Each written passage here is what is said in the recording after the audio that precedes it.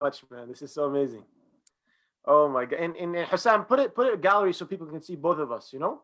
Salam alaikum. We're live already, mashallah. Assalamu alaikum wa rahmatullahi wa barakatuh. My brothers and sisters, aunties and uncles. Shaykh Abdallah, you're on mute, mashallah. I have the one and only, the legendary, the man behind all the work, you know, in Mississauga, Toronto, Ontario. That's too much. Sheikh Abdallah, mashallah. And guys, welcome to another episode first of great stories with the shuyukh. And today, Shaykh Abdallah Idris is gonna share with us a lot of stories that you know, that we can maybe learn from, that we can have fun in, you know, laugh out a little bit. But I do want to share one story about Shaykh Abdallah before we actually get into it, to give you an idea on what I think, you know, what makes Shaykh Abdallah, you know, Shaykh Abdallah. You know, I remember I was hosting Muslim Fest. I was the MC. It was an ISNA. And I remember I said, let me walk around to see how people are doing. There was this one car, all the windows, you know, black tinted. And you see there's a party in this car. I'm thinking, who's in this car? It must be a young guy, you know. It was shaking, man. The car was shaking. And I come in, I want to see, you know. And then there it is. I come close to the car. Window goes down. Oh, Shaykh Abdallah Idris. He has one kid on his right, one kid on his left, and a big plate of shawarma, right? Eating the shawarma. Kids all around him, man. I don't even know how many grandkids. The guy, I don't know how he still works. Sheikh, how many grandkids or grandchildren do you have? Alhamdulillah, now I have 8 grandchildren. 8? Yeah, and they're very funny people. I had to run all my stories with them, and they approved of them, and them say disapproved of them. I don't know whether I'm going to be. No, I'm telling you. They said, no, don't say this. You can say this. They know best, Sheikh. Kids, right? No, play. MashaAllah. So, Sheikh, you know, when you think of your your whole journey and whatnot, you were just discussing to me about time. You were saying, you know, he came like 5 minutes early, subhanallah. And if there was, you know, what comes to mind when it comes to stories in your whole journey as a sheikh, as a father, as a grandpa? Anything comes to mind? Crazy stories? طيب هو لك بسم الله والحمد لله والصلاة والسلام على رسول الله. نشهد أن لا إله إلا الله وحده لا شريك له. نشهد أن محمدا عبد الله ورسوله. أولا جزاكم الله خير. It's good to speak about these things. But actually you said something about time. And let me tell you about 2 stories about time to show you that what made me to be very strict on my time. And if I tell 5 معناها 5, 6 معناها 6. I don't go for 6. I used to accompany my wife when we go to weddings outside, like we go to banquet halls and so on. Yeah. So they called me that they said they want me to be here by 6:30 because they want to start the function at 7 o'clock. So exactly 6:30 sharp, me and my wife were at the banquet hall. This is right here in Toronto. So we went in there, there was nothing. Even the people are still putting the tables and so me and my wife sat down there, 6:30 plus 7 o'clock, nobody came. 7:30, nobody came. 8 o'clock, nobody came. Now, my wife said, let's go home. He said, you can't go. Then at 8 o'clock or 8:15, one group comes. And you know, in weddings, there is this trick that you might be invited by the bride or the bridegroom's side. And then one will come, one will not. You deal with one person. So one group came. It just happened the people are not those who told me to come. These are the other party. Oh my God. Bridegroom. So I asked them, where is the bride? They said she's still making up her hair. They don't know where she is. What? Imagine you, 6:30, and we're talking about 7:15, 7:30. Then 8 o'clock, this first group came. Then we waited, 8:30, 9 o'clock. Actually, we didn't know what to do. And then start people coming. It's just me and my wife sitting there. The people are kind enough. They brought us some, what do you call it? This mango lassi. Mango lassi. I love it. So they brought us at least. We said we got some mango lassi there. Anyway, people start coming after 9:30. By the time they came, we did the wedding for almost 11 o'clock. So from there, that day on, my wife said, never again. She never went with me to the party. Now that's one. Now worse than this, at the time when I was in ISNA, by the way, in the like 90s, 98, 97, and so on. 98. Now, wow. ISNA used to have a lot of attraction, like the conference. In that year, we had about 30,000 in the conference. Where did you do the conference? How are you going to fit 30,000? That was in Chicago. Chicago. Oh, Chicago, Chicago. Trust me, when people used to go out, we used to pray outside in the open, just like Eid. It's actually, it reminds me of Mecca. When people come in, you see all these people and so on and so on. Anyway, so I was supposed to chair a session. I can't even tell you the names if you want, but I don't put people on the spot. In Islam also, they used to have a tradition that in the conference, they would bring a qari, like from Egypt. This qari was from Egypt, a non-qari, so that he lead the prayers, open the sessions, like become part of the program that we have. Yeah. Right? Now, here I am. I was supposed to serve that session. There were 3 speakers. All of them people, if I tell you, would be shocked to know who they are. Keynote people like top shots. Big ones. So, Adam, and the conference, I told you, the large conference, 30,000. So I came on time. And then the session is very tight because in ISNA, like ISNA National, you have 60 sessions. So it's very tight. So they gave me an hour and a half. They said that I make introduction and so on is about 15 minutes and the Qari will read another 15 minutes to introduce people. So we are left with 1 hour, right? Each speaker will have 20 minutes, khalas, and then that's it. And then they give you another half an hour for questions and answers. So here I am. I came, the time came, even the Qari didn't show up. Naam. So the time came, I took the microphone, and my qira'ah is not like the Qari who's professional with these people. So I read the Quran because I have no problem, I have time. When I finished the Quran, nobody showed up, not the Qari, none of the speakers. So I started translating the words I read. I said, I'll keep people busy. And I looked at the gathering.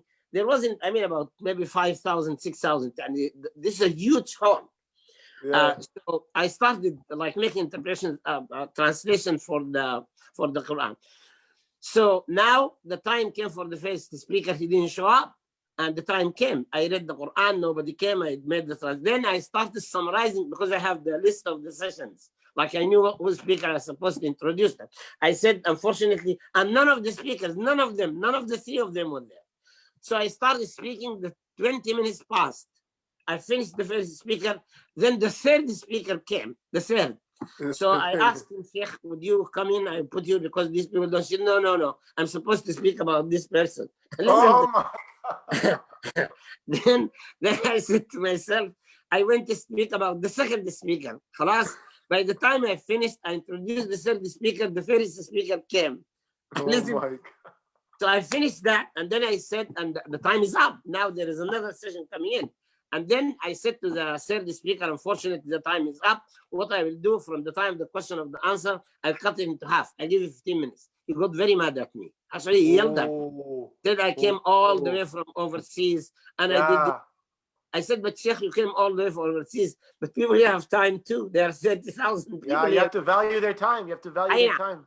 And actually, he was very hard on me. He didn't even like me at the time. Anyway, by the time we finished, now we finished the whole thing, the 3rd speaker came. And now you can find where I am in.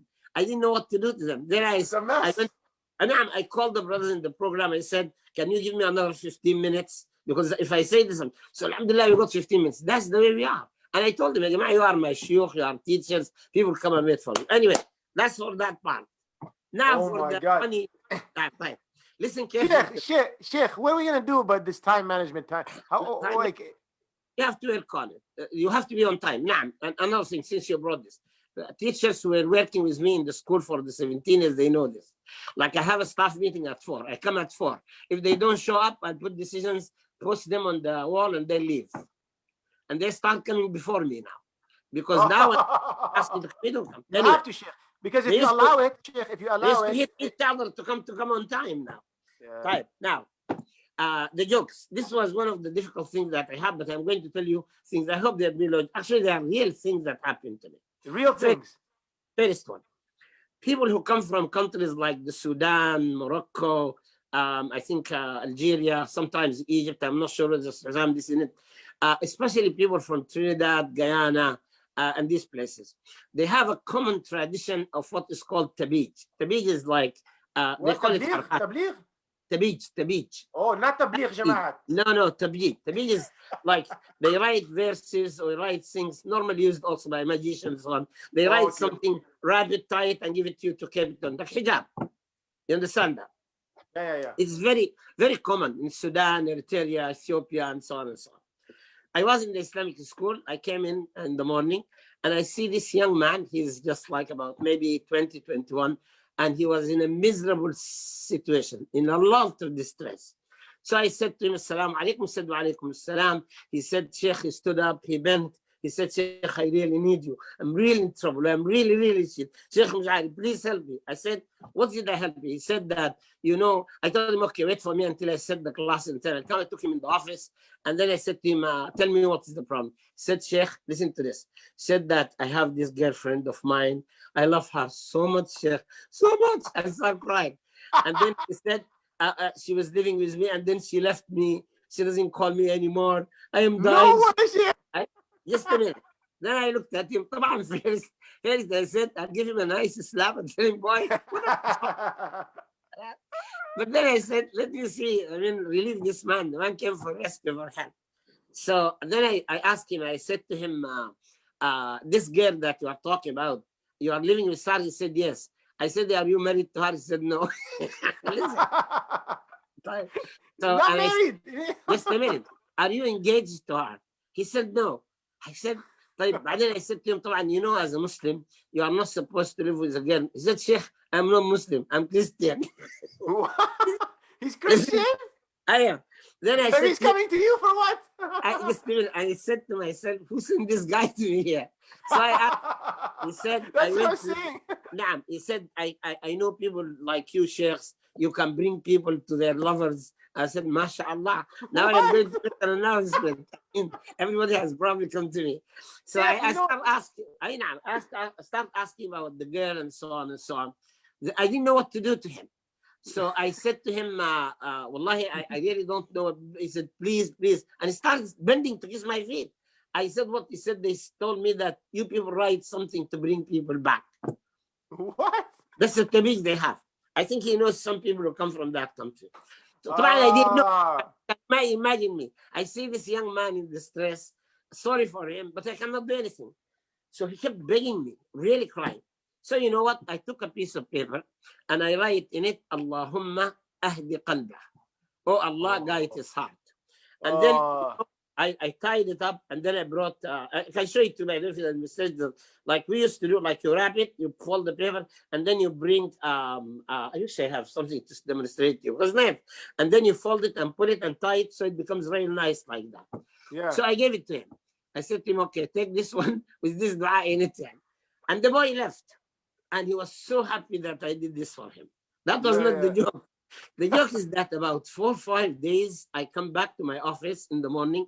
I see this young man with a bright smile, carrying a big box of chocolate, waiting for me in the lobby. No way. So I said, hi, what? I said, thank you so much. She came back there. Oh my God. She came back. Now she's going to do more haram. So I had one of our brothers with me in the office. I said to him, I think I should open some business here. Now it works. It might work with other people. Because these people used to think so. They think that there's people, and people actually deceive people by this. Partly it's a joke, like partly is what has happened. So that's one thing that came to my mind. I don't know whether you like it or not. Now the second, this is again in the masjid. While I was in Jami'a Masjid, we didn't have too many people like the luxury that we have. I always say. Which masjid, Sheikh? Which masjid? Jami'a Mosque. Jami'a Masjid. Okay. It was me, like an imam, director, teacher, principal, anything, in one person. And then I had one brother in the office. He used to be in the office, like mine is the office downstairs.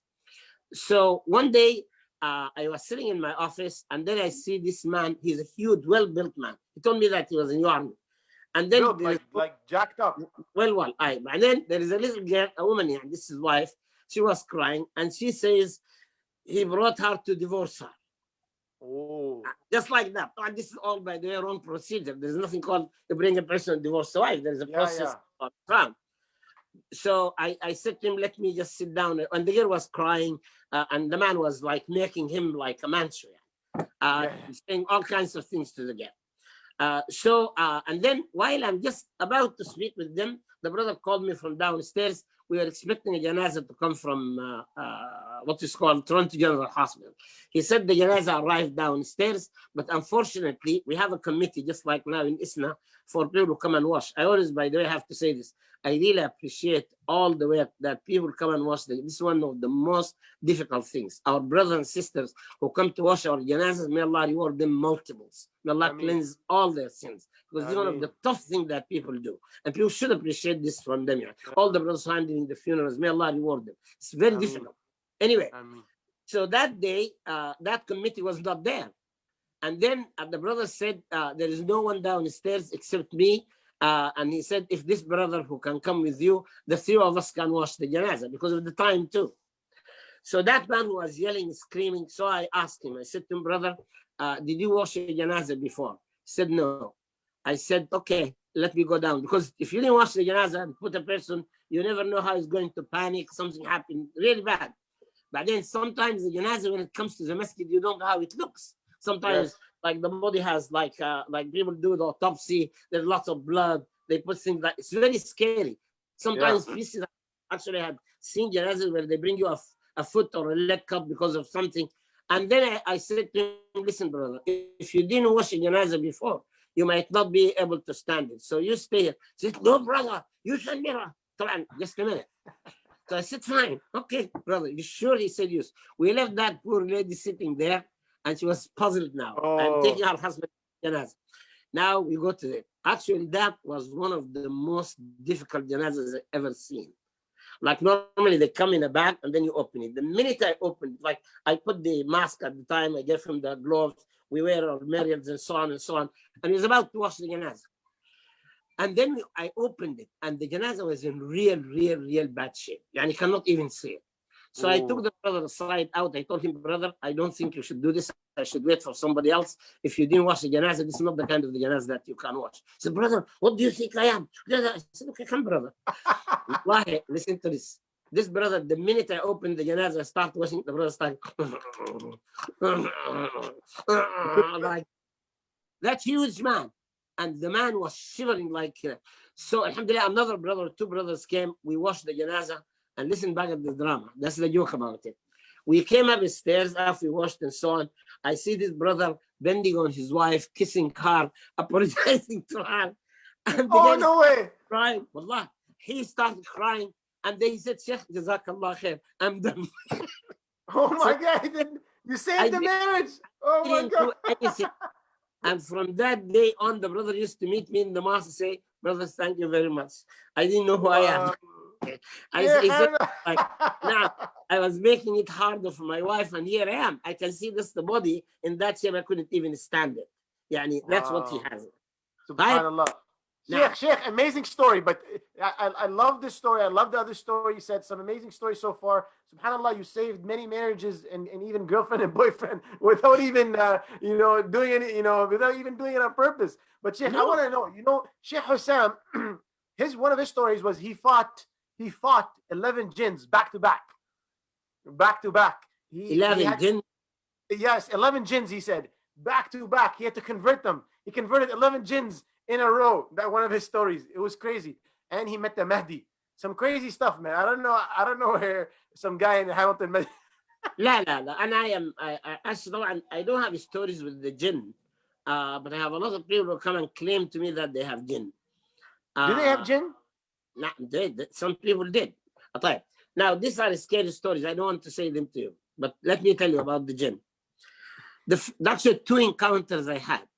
And what?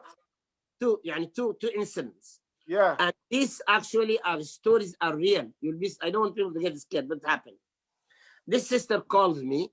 She said that she has this 1 year, 1 year and a half, 2 years baby. She said this boy is making funny noises. He laughs in a very scary way. All night he's moving. 2 years old. 2 years old. He crawls on her and falls between her feet. Sometimes she finds him in the closet, sometimes in the washroom. She started closing every room and she sleeps because she doesn't know what she's going to do. Wow. And then she said he laughs at me, like he yells at me and spits on my face. And then I'm telling you, he also laughs, like he said to me, all those scary movies. So I got excited. I said, bring him. Let me see here. Now, listen to this. Now, the sister came. She's still actually in Toronto. Alhamdulillah, he's healed now. But I knew that this is the case that I don't have any doubt was again. So she came. Just a minute. I know at the time I didn't. I had heard the story. So she came to me. The woman came, and she came with her husband and her brother, like the boy's uncle. And at the time they came to my house. Actually, from that day, my wife said, never again to do anything like this in my house. You brought to your house? They brought it to my house. My wife, my God. I'll tell you, look at the encounter I have. But my wife, from that day, by the way, until now, she said, listen, Shaykh, I don't want anything to be done in my house. And be careful, because the jinn might jump from that person into you. Because she saw it. Right? Now, look at what this boy said. I put the man in my hand. Like he's just take him in your hand. It's like this. Yeah, he's 2 years old. It's small. It's two years, something like that. Yeah, so first I looked at him, he started staring my eyes. And then all of a sudden the boy says, poo, on my face. Right? The mother started crying. He spit on you. Nah, she had a towel that she started washing, called my wife ran, and then the boy just like quiet. He looked at me again. And then, wallah, this is exactly what happened. The boy starts saying, oh my God. And I said, and the small boy, I mean, you know, when you have, like right now you have the iPad, if you put the voice hard, it's a machine. This boy is little, but this voice is like amplified. Wow. It's the minute. So I looked at the boy, I looked at him again, and now saliva on my face. He like this big saliva on me. So one of the things the Prophet ﷺ says after you start reading الفاتحة, you read Ayat al-Kursi, you read the things about the jinn, he says you can open the child's mouth. خلاص? The Prophet did it. يعني open the child's mouth and read in the mouth. يعني for instance, نعم, like you hold the mouth like this and you say أنا Abdallah, I am Abdallah. Or the Prophet used to announce أنا Abdallah, أسألك بالله, I ask you in the name of Allah. أخرج عدو الله, get out of this kid. And then every time I see this, you know, I see يعني saliva coming on my face, shoot. And the mother, I said, just sit down. His father was crying, his uncle was crying. And I started reading on this boy for almost, I can tell you, an hour or an hour and 15 minutes. Right? Now listen to this.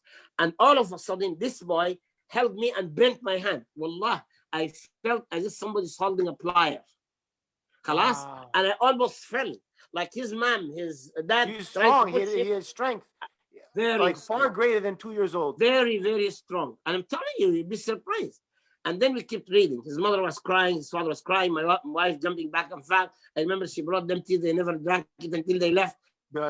And then all of a sudden we started reading. And the boy is just like fighting with me like you cannot imagine it. With all his power. And this is a little baby. And then all of a sudden, this is what I knew that something out of him. I kept reading and going on and on and on and on type. And then all of a sudden, the boy started sweating. Yeah, I remember the mother brought a towel and she started cleaning the sweat from his face. I have been sweating too because I was struggling with it. And then all of a sudden, the boy slept. And you know when he slept, you took him just like a piece of cotton. Became so soft in that strength and so on. And then, alhamdulillah, then he started crying. He wants to, his bottle, he got his milk. And then we sat and there is nothing. That was the case that I thought it was a clear case of jinn was in that kid. That's right? Crazy, Shaykh. That's for sure. Like you, and yeah. I know you guys get a lot of these cases, but something like this with a 2-year-old boy and the strength that he had. But let me tell you, this was a big man. And I think if Abu Basim remembers the story, he will tell you the rest of it. This happened in Islamic school. I used to go to Jami'a Mosque for Fajr because I told you I was the Imam at the time. When we bought the school, I used to go in the morning, then come to the school, then go back, pray Asr and Maghrib and so on, and sometimes Isha. So that day I went for Fajr in the masjid. So after I prayed, 2 brothers came to me from, I don't want to mention the country anyway. They said, Shaykh, we have a brother downstairs. We didn't sleep all night long. We brought him last night and the neighbors were making noise. Jami'a Mosque is a very small place. Yeah. He was screaming. He was threatening to kill us. It's turned this and so on and so on. And just he collapsed in the morning and he slept. And they said he's downstairs. I said, if he's downstairs, he slept, leave him. I have to go back home and then get back to the school. the school was in Sherway, as we know. So I told him that I'll go to school. You can bring him after he wakes up. Just bring him to me to see him in the school. Right? This is a tall brother, tall, taller than me. Yeah. So when he came, I brought him to the office. I settled. Normally, I used to go. We have 10 classrooms, 5 down, 5 ups. I used to check the classes, check teachers, make sure that if no teacher, I fill in or find supply. The regular school things.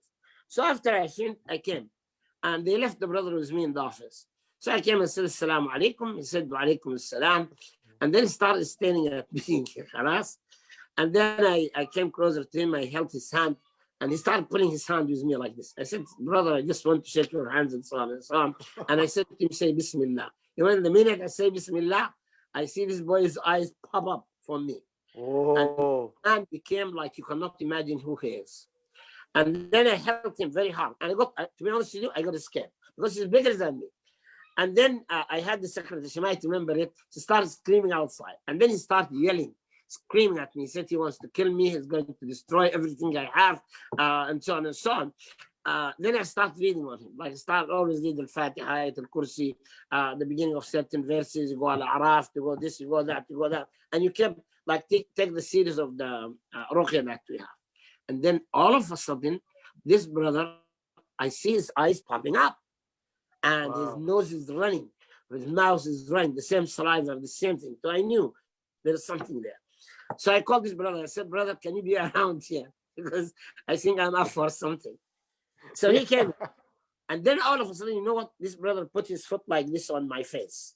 Ooh, put his foot? Just like this. And then he became like an angle. You know, the brother pushes his feet, he go ping, back like that. Just like a wood, piece of wood. Really a piece of wood. And then he started laughing. And he puts him down, he goes like this. He flips. He put him down, he flips again. Now what he did, he bring a chair, he put it on his foot, and he sat on the chair. And the brother was carrying him like this for us. Oh my God. All along, he says he wants to kill me, he wants to do this, why you are doing this to me, you must arif, and all kinds of things that we have. Again, we start reading. We started around 11 o'clock. I think by 1 o'clock, the prayer time came. When the azan is called, we couldn't go out. I told the brothers to pray, and the brothers stayed with me. And we kept fighting with this brother. Then the same thing, he started sweating. And by the way, the sweat, they say is signal that something is leaving him. That's signal. Oh, it's a good sign. It's sweating in a way you cannot imagine. And then all of a sudden, the bride said to me, brother, how did I come here? Wallah, this is that. In a very appealing tone. I cried actually. I said, SubhanAllah, this man was in completely a different world. So I said to him, how are you now? He was shocked. He didn't know how he ended up in the school. But at that time, people pray Zuhr in the school. So the three of us came out, like the brother and then we went to pray. And the brother said to me, Shaykh, I will not let this man stand behind you because I know what he's going to do to you. You don't know. So we stood side, we are three. So two of us, Wallah, he was holding his hand like this. He goes, Allahu Akbar, Allah Akbar, until he finished the prayer. And the brother walked out as if nothing has happened. Wow. He didn't have a clue for all the 2 hours we spent reading on this man. Well, now, SubhanAllah. Sheikh, so you know what? It's true, man. The jinns, a lot of people don't know. Listen to me. I have absolutely no doubt about it. Absolutely. But Shaykh, you got the jinns out of these people quite easily. I heard that you have to sometimes put them in a bathtub and electrocute them, make them barf. No electrocution? The ruqya you do, they say first, it depends on your strength of your prayers, the way you are, the way you do it. Like people can read, they say that, but this is what you do. And actually a series of Quran. There's no text. I always tell people this. There's no text except the few hadith that are narrated about somebody telling the Prophet what they did and the Prophet approved of that. What you call approved. Like what happened with Abu Hurairah about the jinn who came to him and he told him, if you do this, nothing will harm you. The man who said, I read the Fatiha, and the Prophet said to him, who told you it's a ruqya? But the scholars, you can see it now. If you go to internet, people put a series of it. Like Shaykh al-Sudais has this long, they call it a ruqya al-kamila. Like has so many verses, you repeat them, ayat al-kursi, some verses, and so on and so on and so on. And this you can do them, you can do this for them. But this can take people out. So yeah, Quran is enough. You don't need to go in a bathtub for 7 days. Quran, dua. You can use water if you want. But you heard of the bathtub technique? No. I don't go for it. You didn't hear of that, Shaykh? You put spices. No. You put them in a bathtub, give them a shower, and then the jinn. The shower is with the cedar. The cedar is a tree. Actually, it has a small, they call it nabak in Arabic, nabak. Very famous. And this actually to move the sihr. And you boil it, you put it in water and use the water to shower the person with, or let them be showered by it. Yeah. And also if you trust somebody has an evil eye or something like that, as the Prophet ﷺ did, is that you request they take their wudu water or something and put it on the person. All of these are there. MashaAllah. Okay, inshallah. Okay, you heard it, Shaykh. We're at 9:30, but Shaykh, mashallah, wallah, it was some great. I like this combo, Shaykh. You had a combo of funny and scary at the same time. It's 9 o'clock. This is a good time to have a little bit of, scary stories. You talked about, your trip to the wedding and people being late. You talked about, subhanallah, helping the guy get his girlfriend back. Astaghfirullah. And then the guy stayed with his wife. And then lastly, the jinn baby and the other jinn as well. Subhanallah. It was a great episode, Shaykh. And guys, we do this every Saturday at 9 p.m. Last week was Shaykh Ahmed Salim. We had before that Shaykh Ala, Shaykh Hussam. Today, Shaykh Abdallah Idris. And next week, it's going to be a surprise. Do you know who's next week, Shaykh? I don't think you know. Do you know? You don't know who's next week. I don't think so, Shaykh Abdullah. Yeah, I don't think so. What was that, Hussam? Shaykh Mustafa Khattab. Oh, Shaykh Mustafa. Yes, this is Hussam right now. Shaykh Mustafa is not here, but Shaykh Mustafa is going to join us next episode, Shaykh, at 9 o'clock. Today was amazing, Shaykh Abdullah. Any last words to the people, that were watching to close off the show? That last word, actually, what I said, there are some stories. This is what my children and my wife approved on them. These are happenings that happen with kids because they said that people know who they are and so on and so on.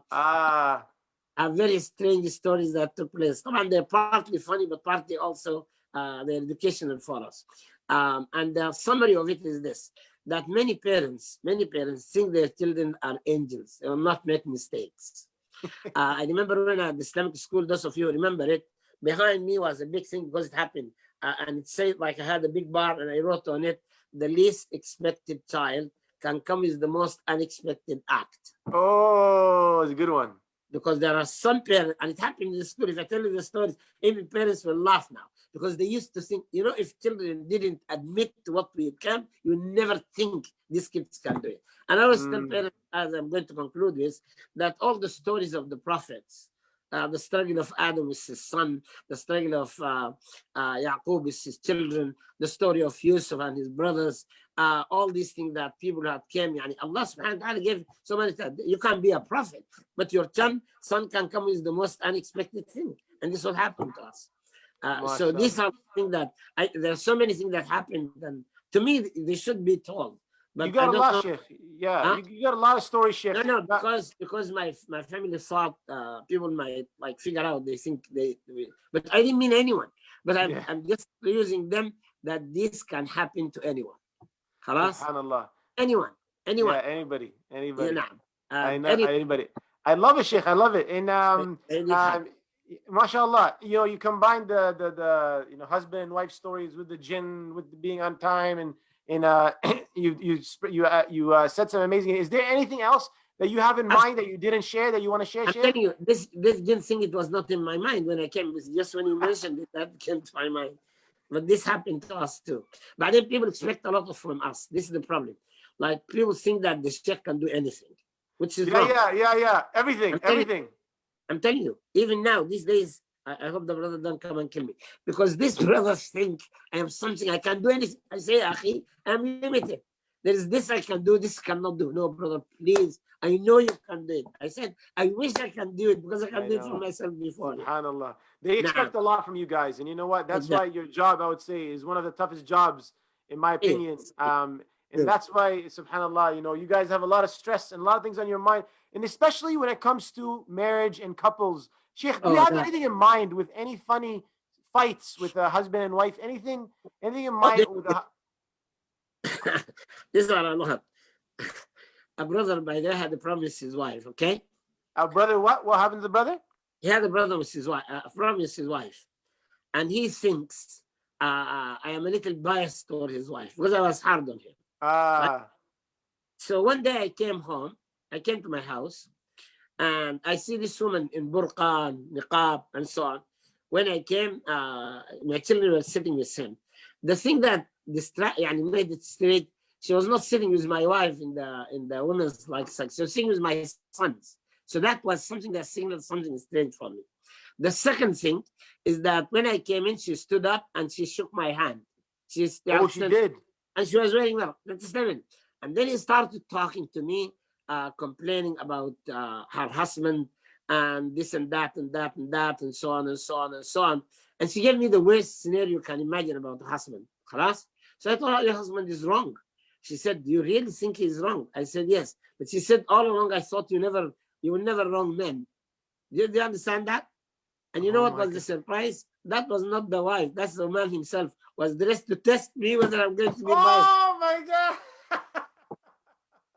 That's what I was going to say. Are you sure it's a girl? Oh my God. Laughing. I didn't figure the person out. My you shook the hand, Shaykh. You didn't feel a rough hand? No, I didn't. Like he extended the hand. Normally they don't do it. But I didn't imagine a typical burqa with black and so on. And then you come and he stands up. I think I forgot that he's a man. That two things alerted me that there is something there. And sometimes they get a feeling there is something like this. And this man, by the way, an old man, very funny man. One of the, a very nice man. And he told me that all along he used to think that I'm biased towards men because unfortunately I was married to 2 wives and had all these kinds of problems. And I used to hammer him a lot. But when he came and sat with me as a wife on the other side, he felt that he saw that he was wrong. That we are fair. I mean, if a woman is wrong, I would say wrong, the woman is wrong. And this all the time I tell sisters that we are not biased towards men. We go for what, because Allah will ask us for everything that we say to people, whether it's a man or a woman. You go for what's just. And subhanAllah, it's an amazing example. The brother came in, he just wanted to prove that you guys are biased. My kid, it seems he told my kids not to tell me. So your kids knew. When I came in, I told you the man was sitting with my kids. He was not sitting with my wife. Yeah. And then he was talking like a woman. Like he's a very jokey person. Yeah. And a good actor. As a matter of fact, I commented, I said you should go to Hollywood. You really make a lot of force. Oh my gosh. Yeah, I can't believe he came in a burqa. That's amazing. So guys, if you missed it, a man came dressed with burqa, dressed up, covering his face. In everything. To see if Shaykh Abdallah Idris, because he thought Shaykh Abdallah sides always with the woman, right? Yeah, with the woman. He wanted to test him. And by the way, one brother is very angry even now. I don't know if this is following this. I don't think he is. But this brother came to me not long ago, by the way. He said, he was very angry. He said that you people are always, this country, you're always standing with women, you are destroying men. I said, la wallahi, we are not. We are trying to be fair to you. When women is wrong, we say wrong. We'll be answerable to Allah subhanahu wa ta'ala, not to you. SubhanAllah. Yes. Right. Justice for all. Sheikh Abdullah Idris, thank you so much. Wallahi, it was an amazing episode. You had the most stories out of everybody that I've met so far. And I think you've been in the game for the longest. You've been in the Shaykh business longer than, all these guys, mashallah. So you had a good balance of love, romance, jinn, babies, time management. Guys, if you missed this episode, you got to go back and watch from the start. You don't want to miss. Shaykh Abdallah Idris is filled with stories. And with 8 grandkids, you have to be a good storyteller, Shaykh. Alhamdulillah. That's Allah. Keep everybody safe, inshallah. And those brothers who are struggling with this COVID, may Allah subhanahu wa ta'ala give them the recovery, heal them, inshallah, make it easier. Those who passed away, Allah subhanahu wa ta'ala bless their souls, inshallah. And jazakumullah, may Allah, all of you. Thank you so much, Shaykh. Thank you so much. And thanks everybody for watching. We'll see you next time, 9 p.m. with Shaykh Mustafa. Shaykh Mustafa. Assalamu alaikum wa rahmatullahi wa barakatuh, everyone. Assalamu alaikum.